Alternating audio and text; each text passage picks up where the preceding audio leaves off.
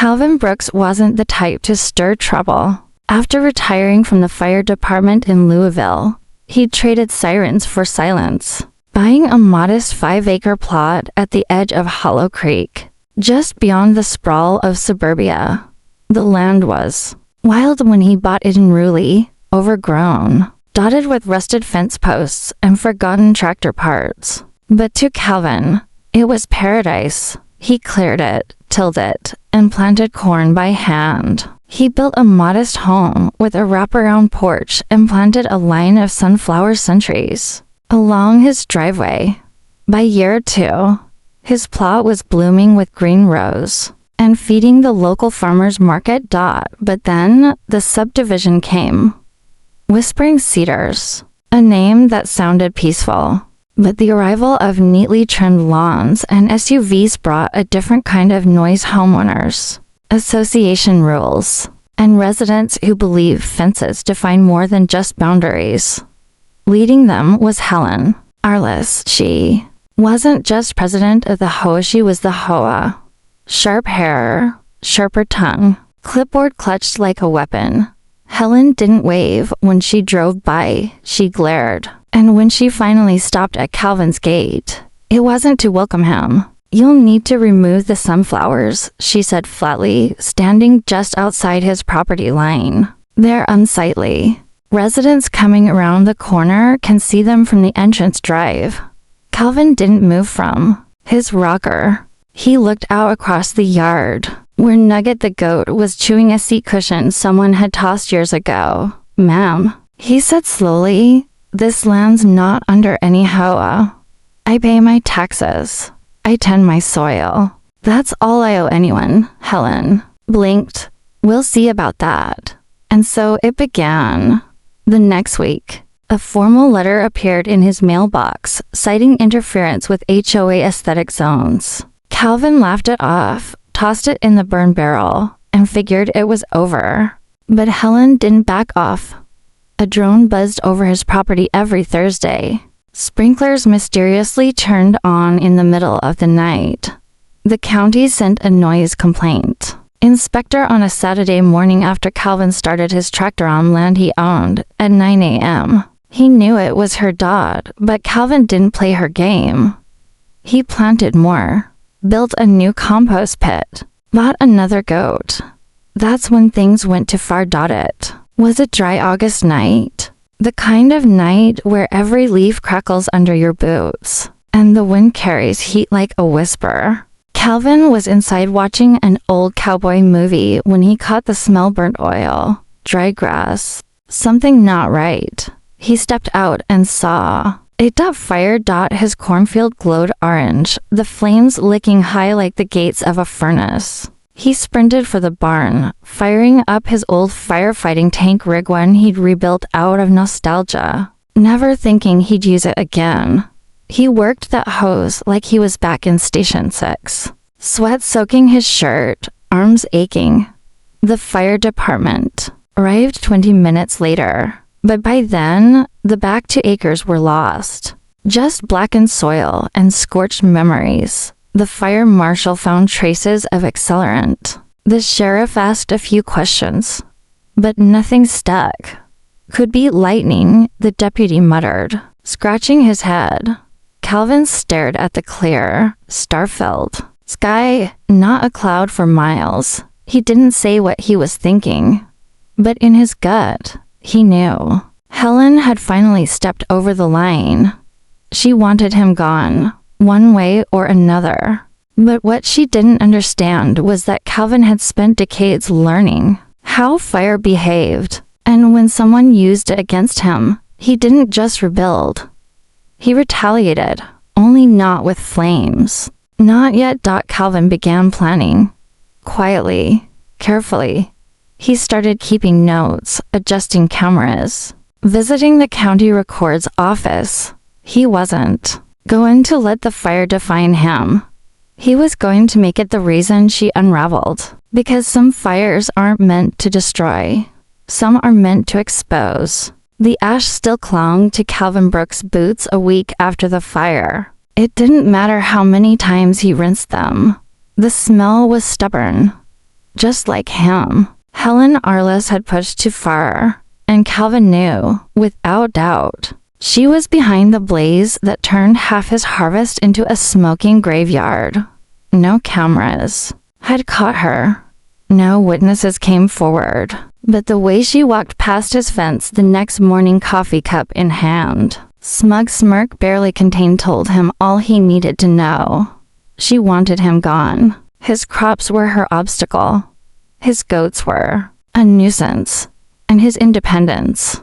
That was her real target. But what Helen didn't know was that Calvin had spent most of his life studying fire. And fire didn't just destroy, it revealed.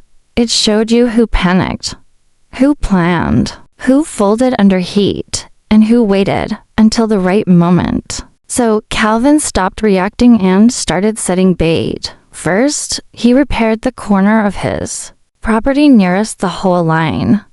He cleared the burn damage, stacked fresh hay bales along the fence, and installed a low-cost motion camera hidden deep inside a decorative birdhouse. Then he bought a new sign. It wasn't flashy, just a handmade wood carving that read, "Private property. Trespassers will regret it." A joke, maybe. But Helen didn't take kindly to jokes. 3 days after the sign went up, it disappeared.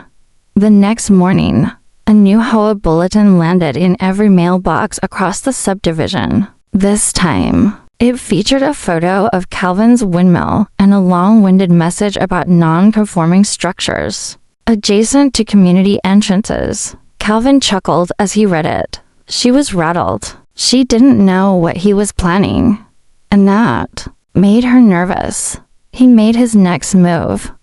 He scheduled a visit to the county clerk's office, asked for the original subdivision development maps, made sure to pull records from 20 years back before Whispering Cedars ever broke ground.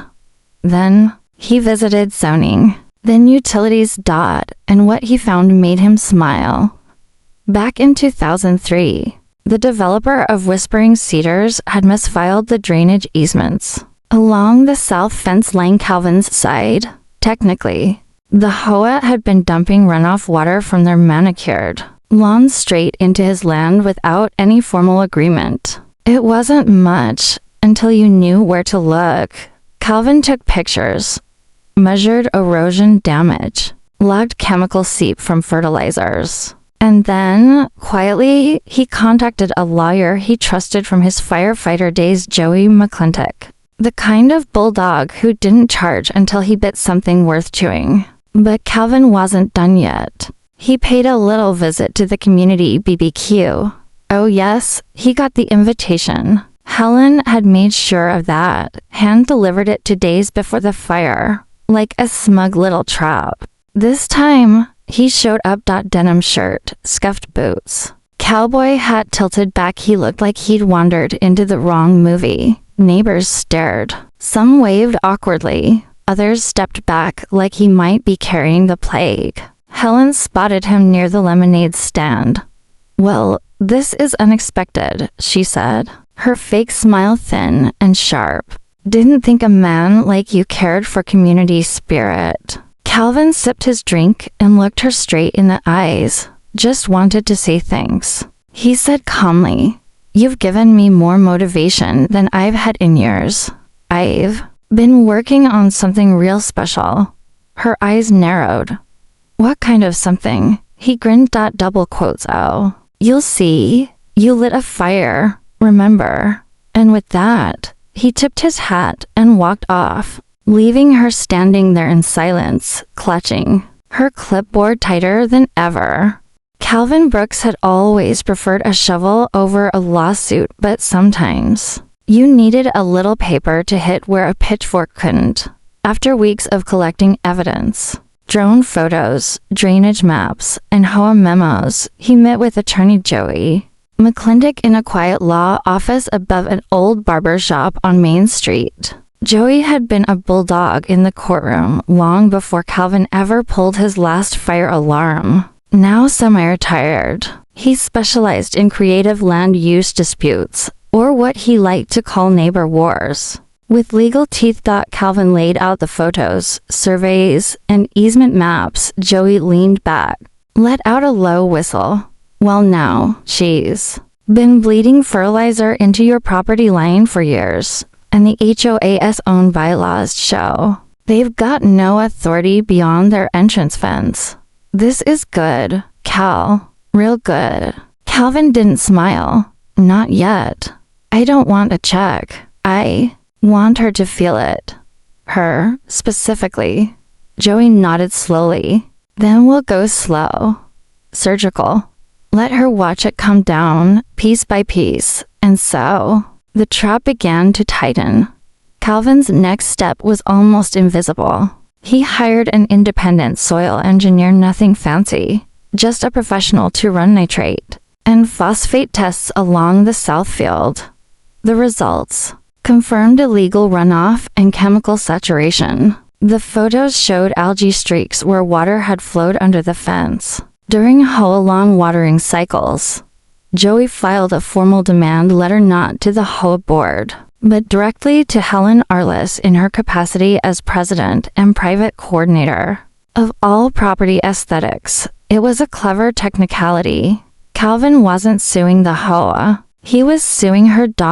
And then Calvin waited. Across the street. Helen wasn't sleeping well. Since that conversation at the BBQ, she'd felt it a shift. People in the neighborhood had started asking questions. 2 residents emailed her copies of Calvin's lawsuit, wondering what runoff he was talking about. Even worse, her own husband Jim, a tired UPS driver who avoided HOA drama like mold, told her flat out, "You brought this on, Helen. You had to poke the bear." Helen doubled down. She posted more flyers, warned the HOA Facebook group about frivolous lawsuits from disgruntled landowners. She even organized a lawn sign campaign reading, "Protect our neighborhood, no outside interference." But Calvin didn't respond. That's what made it worse. He stayed silent, worked his fields, fed his goats, and waited. Then came the hearing notice. The county zoning office, prompted by Calvin's complaint, scheduled a public review of Whispering Cedars easement violations. Anyone impacted could attend. And Calvin made sure the entire neighborhood knew.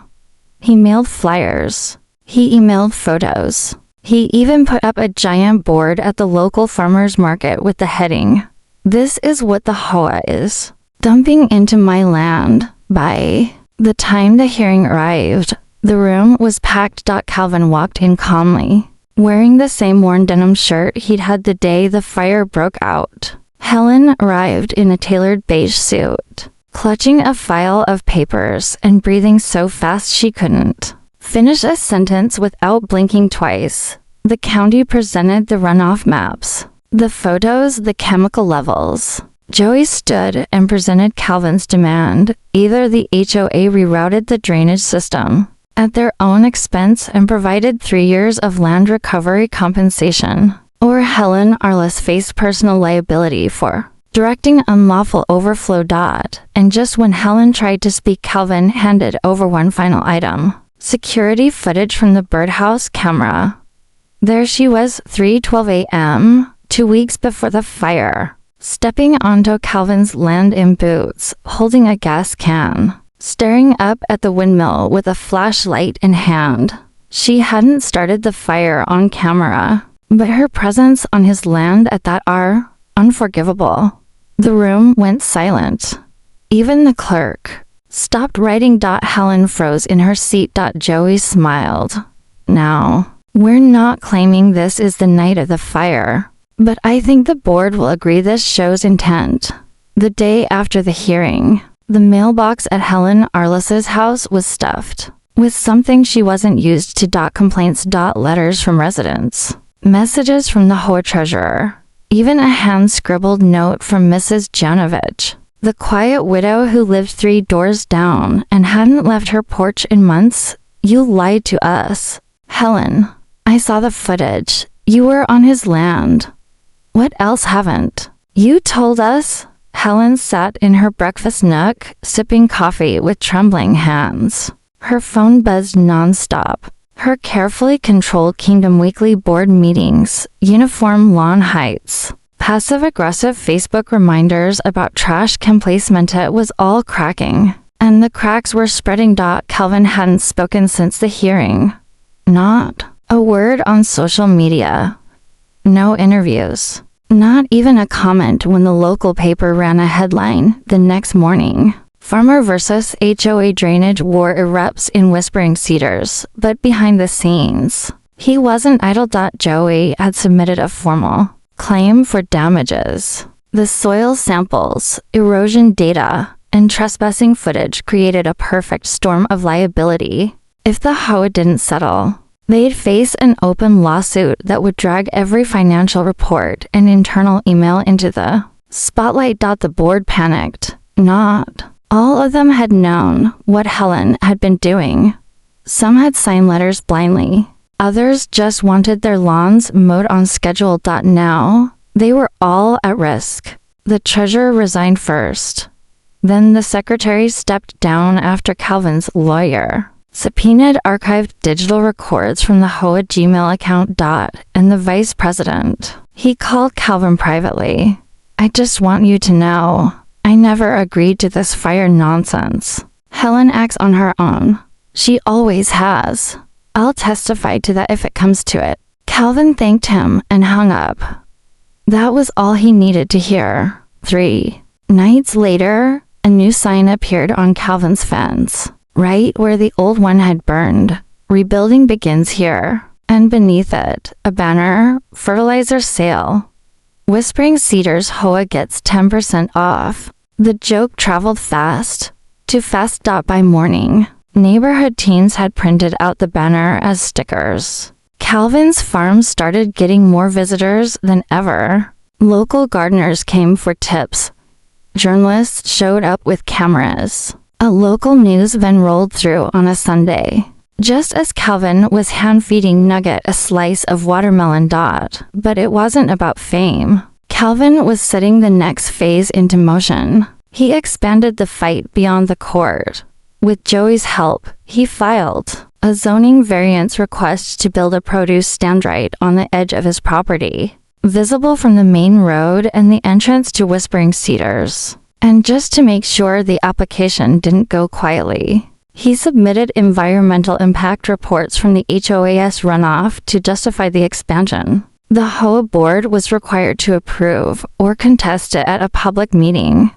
And Helen, she couldn't vote anymore. 3 board members had filed a motion of no confidence. They didn't even ask for her defense. They held the vote during a Zoom call, with Calvin quietly watching from the waiting room. Helen logged in late, hair disheveled, eyes bagged from stress. By the time she joined, it was already done, effective immediately. We've removed Mrs. Arliss from her role as HOA president, the new treasurer announced, due to gross overreach and personal liability exposure.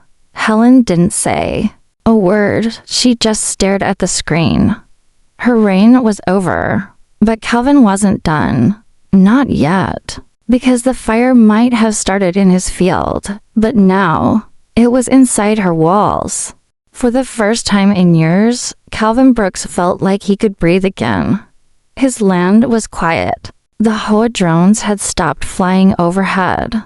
The threatening flyers were gone. The neighborhood that once looked at him like an outsider now offered waves, polite nods, and in a few surprising cases apologies.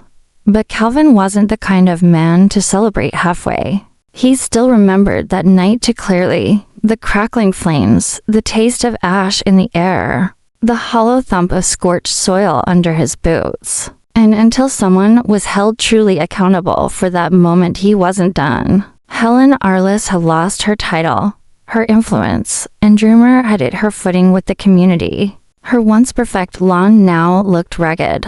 The same neighbors who used to fawn over her backyard garden now crossed the street to avoid her. But humiliation wasn't the same as justice. And Helen was not the type to go down quietly. Late one night, Calvin heard a sound soft at first, like gravel being disturbed. He stepped out onto his porch with a flashlight, eyes sharp from years of emergency training. Near the back of his property, something moved. It wasn't an animal. He slipped on his boots and crept down the side yard.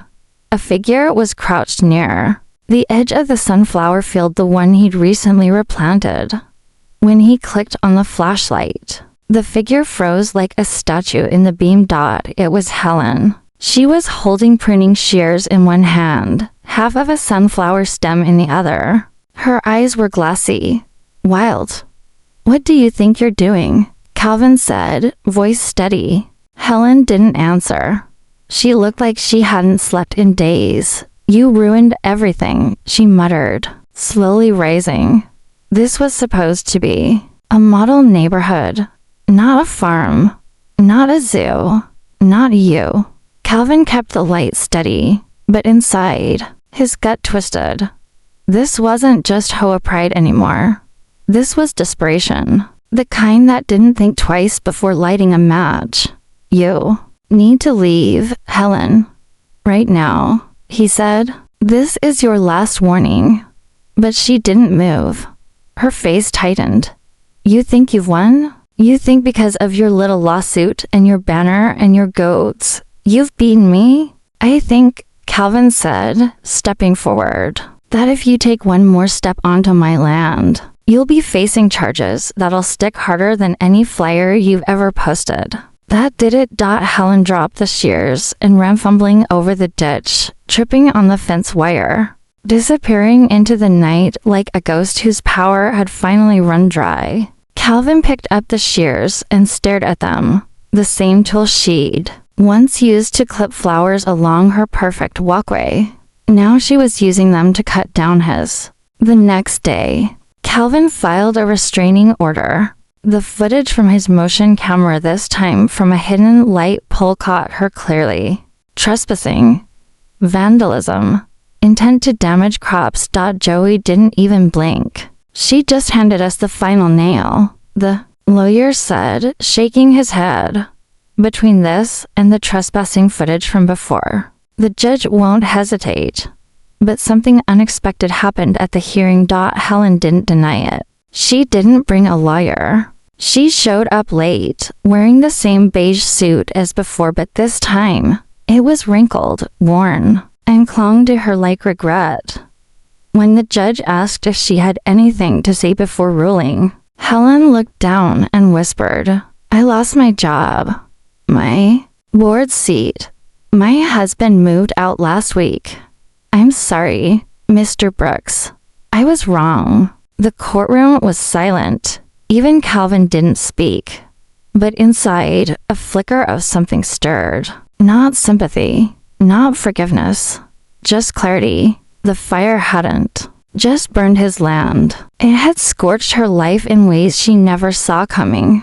For the first time in months, the land was healing. The corn had begun to sprout again, young shoots poking out of scorched soil like survivors. Calvin's goats, Moose and Nugget, had returned to their regular antics, often chewing on fence rope like they were plotting an escape.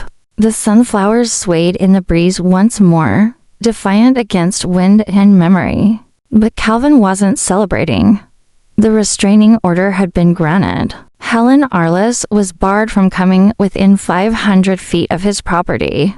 The judge ordered mandatory community service and psychological counseling based on her courtroom breakdown. Her HOA title was long gone.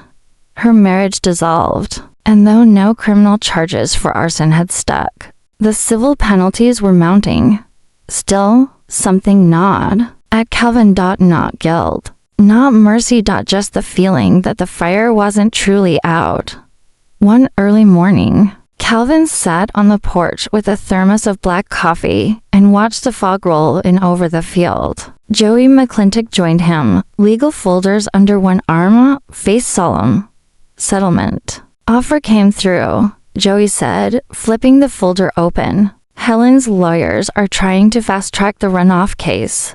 They're offering full restoration costs, a written apology, and a non-disclosure clause to prevent future media attention." Calvin didn't flinch. I don't want their hush money.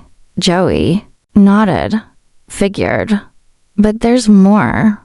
The Whispering Cedars board, what's left of it, is panicking. They're holding a vote to dissolve the HOA altogether. Apparently, some residents are blaming Helen for misusing funds during her reign. If that happens, they're gonna have to hand over all HOA records to the county. Calvin raised an eyebrow. All records. Joey smiled. Every document, every message, every dime spent. It wasn't about winning anymore. It was about ending it completely. Later that week, Calvin made an appearance at the HOA Community Hall, where the final vote was being held. The small, dimly lit room was packed with nervous residents. Many had lived in Whispering Cedars for less than a year. Most had no clue what their HOA fees even went toward. Now they were learning the hard way. When Calvin walked in, heads turned. Some residents nodded. Others looked away. He didn't speak until someone in the front row stood up. A woman in her 50s, soft-spoken but firm. Mr. Brooks, I know what happened was awful, but if we dissolve the HOA, does that mean we're just vulnerable? Like, no order at all? Calvin looked around the room. He didn't raise his voice. He didn't point fingers. All I wanted was to be left alone, to grow food, feed goats, mind my land. Your HOA could have coexisted with that.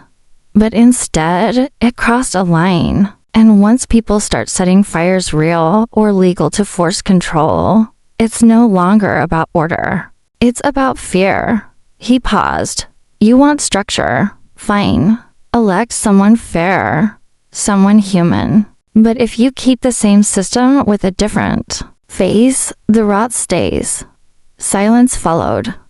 Then a voice in the back muttered, he's right. One by one, hands raised. The vote passed. The HOA was officially disbanded.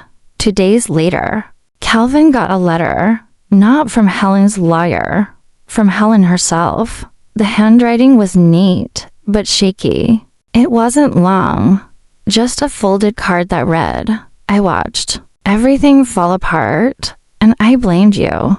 But the truth is, I did this to myself. My need to control cost me my community, my family, and nearly your life's work. I'll never ask for forgiveness, but I wanted you to know. You changed me in a way no one else ever could.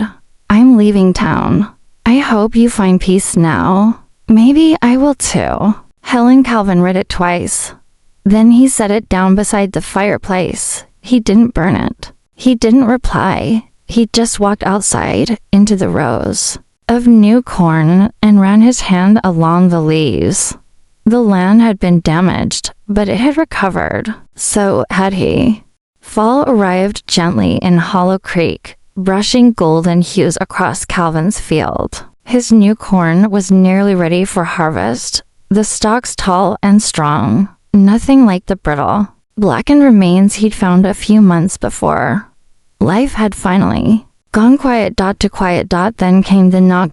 It was late afternoon. Just as Calvin was finishing repairs on the goat shelter, Moose had knocked the gate off again, chasing a mail truck down the dirt road like it owed him something. Calvin dusted off his gloves, opened the front door and blinked. The woman on the porch didn't look like she was lost. She looked like she'd found something. Maybe him. Late 20s, tall, dark hair twisted in a low bun. Jeans, blazer, leather satchel slung across her shoulder. Mr. Brooks, she asked, tone polite but direct. Calvin Brooks? That's me, he replied, narrowing his eyes slightly. She held out a business card. Claire Arliss, investigative paralegal, land use and municipal affairs. Calvin's grip on the card tightened just slightly. Arliss, yes, she said. Helen was my aunt. The wind seemed to pause.